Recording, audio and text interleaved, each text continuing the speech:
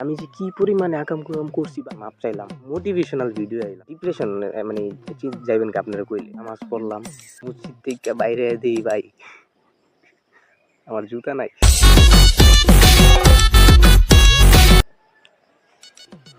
Hi guys, আমি সারিয়ার। তো আমি কখনো ভাবি নাই ক্যামেরা অন কইরা এমন কথা বলবো। ঠিক আছে? চান্দি-চুন্দি পুরাই গরম। কাহিনী হইল গিয়া আমি আমার লাইফে অনেক আকাম-কুকাম করছি। আমি এবার এসএসসি পরীক্ষা দিতেছি। আমার এই এসএসসির বয়সে আমি যে কি পরিমাণে আকাম-কুকাম করছি ভাই, কল্পনার বাইরে। প্রচুর আকাম-কুকাম করছি, প্রচুর। প্রচুর মানুষের ডাবের মানে গাছে ডাব খাইয়া দিছি। তারপরে অনেক ছোট ছোট পোলাপাইন ধরে গাড়াইছি, ছোট ভাই। তারপরে মানে বহুত আকাম-কুকাম করছি, বহুত। মানে এটা বলার মতো না। মানে ডিপ্রেশন মানে যাইবেন কি আপনারা কইলে। তো এই বয়সে এসএসসি পরীক্ষা দিতেছি আমি, এই বয়সে এত আকাম-কুকাম করছি, এটা চিন্তা করে আমার অনেক মানে রিয়েলাইজ হইলো, নিজের ভিতরে অনেক আফসোস হইলো। হওয়ার পরে আমি কালকে চিন্তা করছিলাম যে না, জীবনে যা করছি বহুত করছি, অন থেকে ভালো যামগা, পুরা পুরা নিয়ত পুরা করা ভালো যামগা। 5 ওয়াক্ত নামাজ কালাম পড়মু। তো ইউটিউবে যাই সার্চ দিলাম আমি যে কেমনে 5 ওয়াক্ত নামাজ পড়া যায়, কিভাবে এই মানে আকাম-কুকাম থেকে দূরে থাকা যায়, কেমনে শয়তানের ওয়াসওয়াসা থেকে মানে নিজেরে বাঁচায় রাখা যায়। মানে এইসব চিন্তা মানে সার্চ দেওয়ার পরে একটা মোটিভেশনাল ভিডিও আইলো আমার সামনে। আমি দেখলাম প্রচুর মোটিভেশন পাইছি, প্রচুর।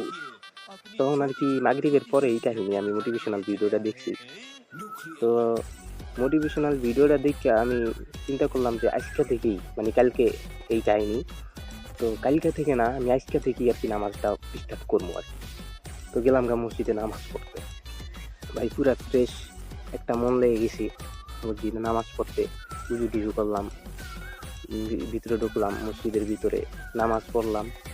নামাজ পড়া আল্লাহর কাছে মাপ চাইলাম, আরো অনেক কিছু চাইলাম। মানে পুরা একটা মানে খুব ভাল লাগছে, দিলের ভিতরে একটা প্রশান্তি কাজ করতেছিল। ঠিক ওই টাইমেই আমি মসজিদ থেকে বাইরে দিই ভাই, আমার জুতা নাই। চান্দিটা পুরা গরম হয়ে গেল। মানে যেই নিয়ত, যেই প্রশান্তি, মানে যা ছিল ভাই সব ধ্বংস করে দিছে পুরা। আমি চিন্তা করছি যে আমি আর কোনো মানুষের গালাগালি করবো না, মুরব্বীগুলোকে বেয়াদবি করবো না, কারোর গালাগালি করবো না। আমার আবার একটা অভ্যাস আছে, মেজাজ গরম হয়ে গেলে অতিরিক্ত গালাগালি করি। আমার ভাষা আবার অনেক খারাপ আর কি, আমার বংশ বলি এটা জিনিসটা আর কি। তো আমি ওর প্রচুর গাইলাইছি, প্রচুর।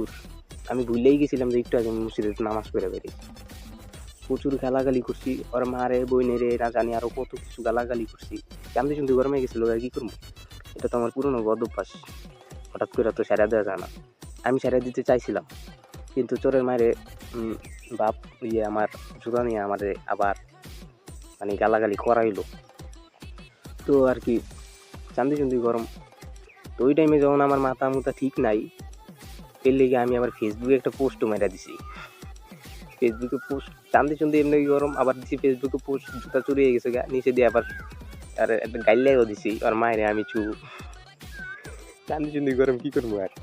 তো আবার আমার অনেক আত্মীয় স্বজন জানতো যে আমি তো কি, আমি নিজে জানি যে আমি ভালো না, আমি সুবিধার মানুষ না, কিন্তু আমার আত্মীয় স্বজন জানতো যে আমি অনেক ভালো ছেলে। সবাই অনেক প্রশংসা করতো আমার নিয়ে। কিন্তু কালকে আমি যে ফেসবুকে পোস্ট মেরা দিছি, যে গালাগালি করছি, ওই সব আমার আত্মীয় স্বজন দেখছে। তো আমি ওর লেগে আমার আত্মীয় স্বজনের কাছেও কালার হইলাম। আমি আমার মোটিভেশন লেগে গেছিলাম মসজিদে নামাজ পড়তে। হ্যাঁ, তো মোটিভেশনটা হারাই লাইলাম। মানে সব সব এভরিথিং আমি এত নিয়ত করে গেছি, আমার সব পুটকি মেরে দিয়েছি আমার মায়ের চুকি। যাই হোক, নামাজ যেহেতু পড়মু গেছি 5 ওয়াক্ত, এই মুনাজাতে বসছিলাম আল্লাহরে। তো এই জন্য আমি আর নামাজ বাদ দিই নাই, গালাগালি করছি, যাই করছি। আমি ফজর নামাজ পড়ছি একটু আগে, নামাজ পড়া তারপরে একটু ঘুরলাম গাল্লাম আমার এই বান্ধবীরা নিয়ে, ঘুরা গেরা দেন তারপরে আইলাম একটু ভিডিও বানাইতে। তো চিন্তা করলাম আজকে আমার আরেকটা ভিডিও বানানোর চিন্তা ছিল। তো ওইটা বানাইতে পারবো কিনা জানি না, বাট এইটা বানাই ফেলাইছি। এই আর কি, নিজের একটু হালকা করার লাগে একটু ভিডিওটা বানাইলাম আর কি। এটাই এটাই বাস্তব।